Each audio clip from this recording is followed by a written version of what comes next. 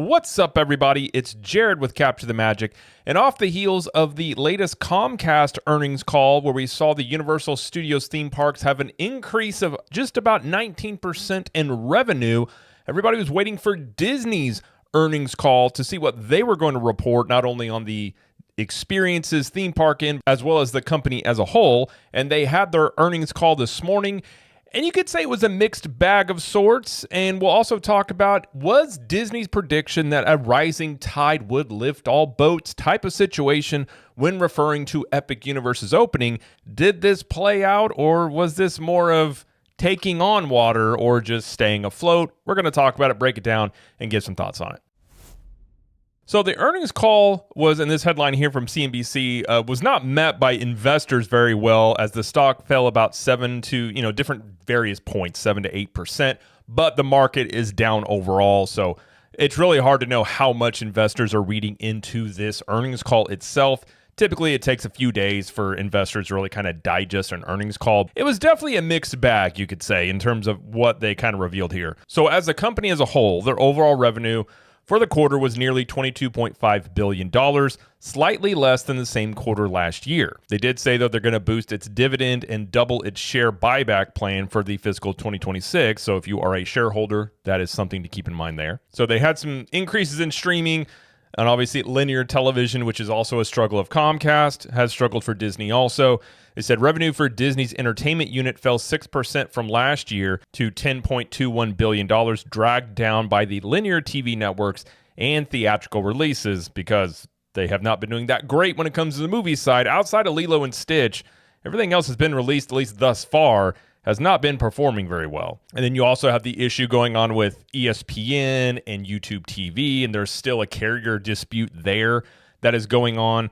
And Hugh Johnston was talking to the Squawk Box, and he said that Disney is still in the midst of negotiations with YouTube TV, but the company was prepared for what it expected to be a challenging battle, and Disney is, quote, ready to go as long as they want to. And essentially, from a lot of outlets have talked about this, I think what the main hiccup here, we're talking about Disney and YouTube TV, is Disney has done this with other carriers where they allow those customers to have access to some of their streaming services, because many of the carriers out there have argued that Disney is trying to essentially hold the audience hostage off of ESPN, because the audiences do want live sports, but they don't necessarily want all the other things that Disney kind of bundles in there with it. And so when you have that situation, they're not wanting to overpay just for access to ESPN to have all these other things that necessarily the audience doesn't want. So many times with carriers, Disney will say, okay, well then your customers can get Disney Plus or ESPN Plus or whatever it is included in their subscription to your cable service or whatever service you have.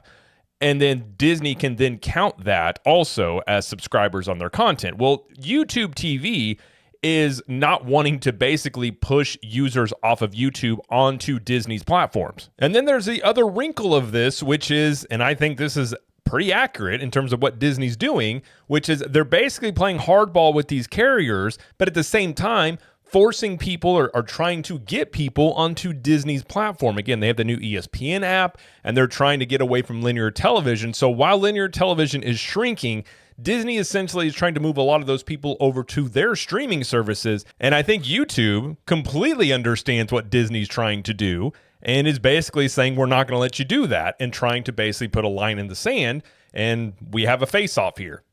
In terms of who's going to flinch and who's going to blink first, I don't know. I think Google, obviously, who owns YouTube, has a lot of leverage. They're huge.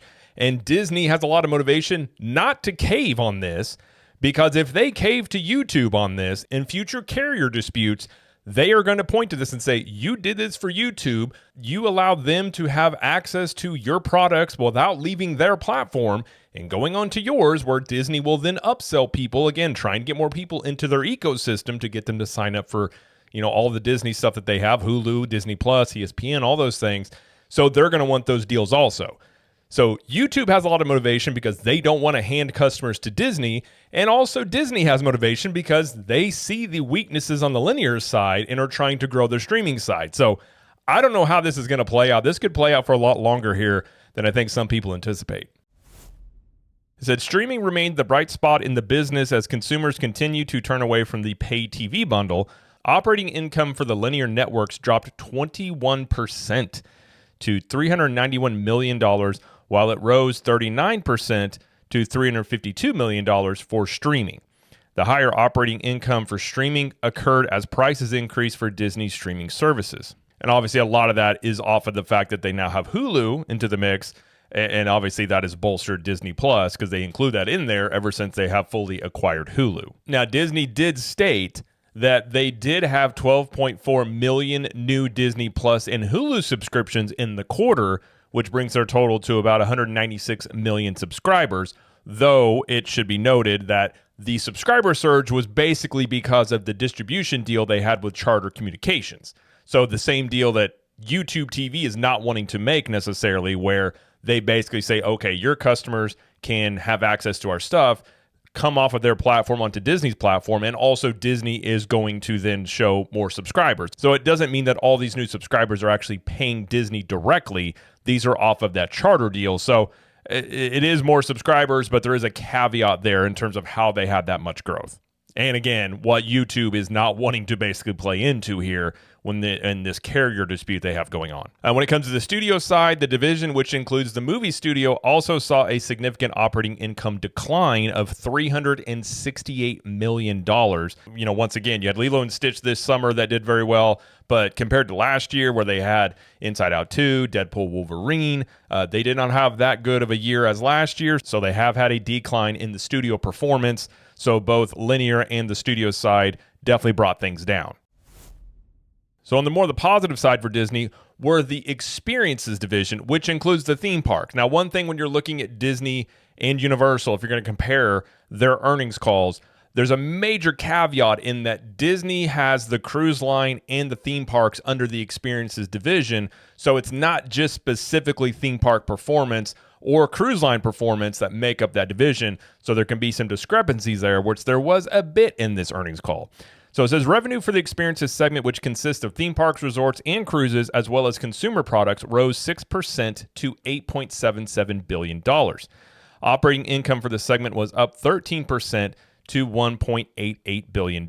But there's a little more in those numbers, as most of the experiences there in terms of the gains were from the cruise line and not the at least domestic theme parks. And here's a story from Blog Mickey on this. It says Disney Parks 2025 attendance down slightly, but guest spending increases.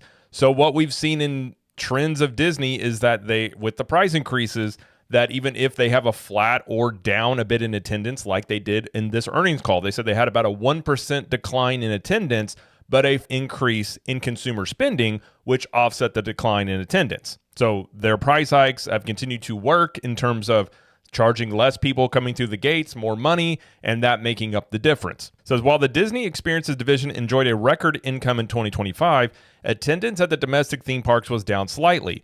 According to Disney, attendance was down 1% in 2025 versus 2024. In 2024, attendance was up 1% in general, and it seems like attendance at the domestic theme parks has been relatively flat over the past 2 years.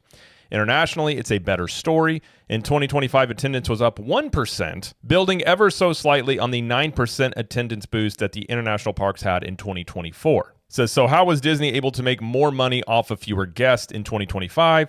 Higher per guest spending, of course. Domestically, per guest or per capita spending was up 5%. It says overall slightly lower attendance and an increase in guest spending led to an 8% increase in operating income for the Disney Parks segment, up to a record $10 billion in 2025. So for 2025, you can say that the boat is afloat, but I wouldn't say this fits the rising tide lifts all boats type of situation that Disney had touted before.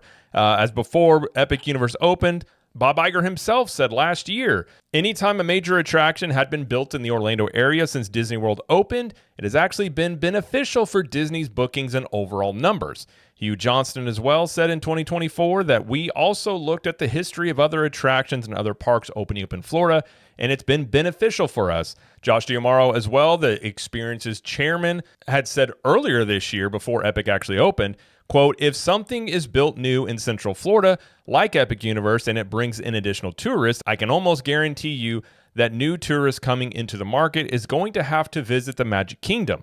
They're not going to miss Star Wars at Hollywood Studios. They're absolutely getting on Guardians of the Galaxy in Epcot. But then they did slightly change this a bit as time went on. Again, D'Amaro did say that in May, but Hugh Johnston said in Q1 of 2025 that they stated, quote, Disney anticipates some small impact from the opening of Epic Universe. So they kind of have been all over the place a bit in terms of kind of trying to let people know what they expected from the Epic Universe opening. Now, we have 2 quarters on the books from Comcast since Epic Universe opened. Both quarters have shown almost a 19% increase in their revenue. We don't know the attendance numbers because Universal does not release those, but off of 19% increase in revenue, we're going to assume that is more attendance. I think that's pretty easy to say in that scenario. So in terms of that 1% decline in attendance, not the end of the world. And again, I've made that argument that is a pretty good scenario for Disney during this time period.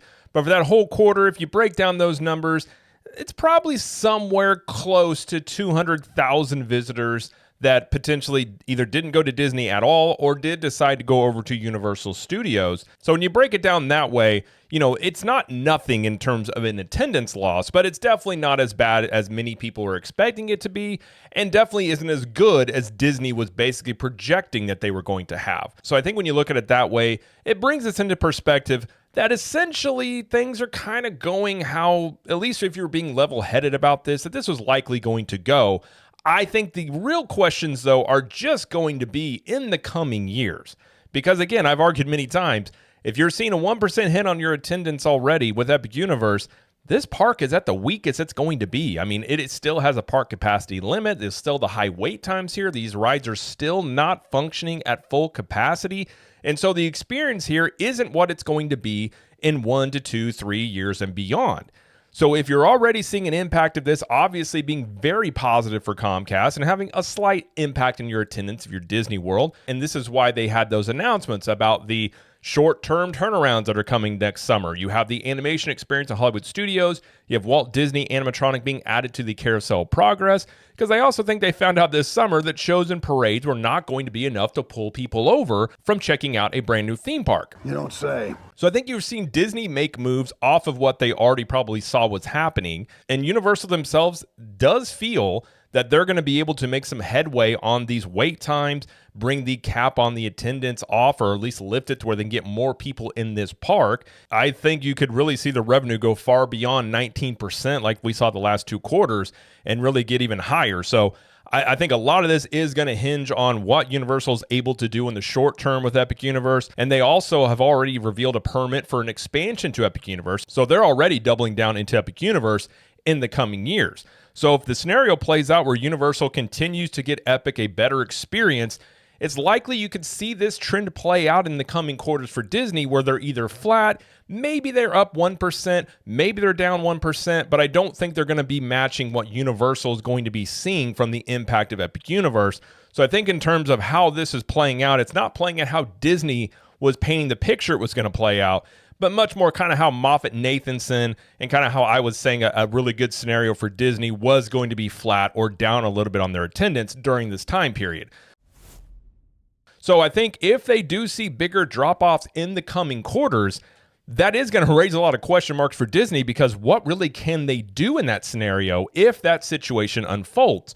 Because the construction they have going on in their parks is going to take years to get done, and they're trying these short-term turnarounds. If those don't really work, I mean, at that point, you're really left with what they'll likely do anyways, which is more discounts, more offers to try and get, annual pass holders and locals into the parks more while these things are under construction. And then if the construction ends up being an impedance on attendance, which is a scenario that can happen. Again, you have a couple of things there that the construction is a direct impact on the guests. It's going to be something guests have to navigate, which can be a hindrance to people wanting to go to a theme park. And then at the same time, people may just say, hey, if we're going to spend all this money to go to Disney, let's just wait till at least some or all these things are done before we plan a trip.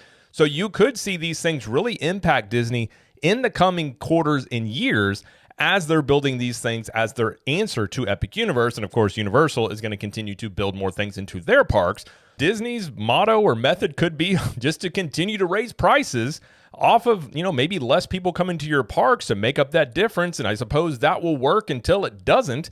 So I think the scenario you're seeing play out here It's just what I've said also is going to end up happening, which is that Universal and Disney are just going to end up being co-leaders in this industry. You're a co-leader or considered a co-leader when you hit about 35% of market share. Universal's somewhere around 27, 30% now, depending on whatever numbers are there. We just don't know those numbers right now, but they're not that far off. They've eaten over 10% of market share the past decade. They're projected to eat up at least 5% from MoffettNathanson and other outlets. So that would likely put them close to 35% after 5 years. And I think that is where we're heading. It's just Universal is going to continue to build a stronger experience, add more things to their parks, be a bigger competitor as they're putting more money into their theme parks, because they have the same problem that Disney does, is that linear television and the broadband side of things for Comcast is a melting iceberg. So they definitely want to get more revenue and money from the theme parks as well.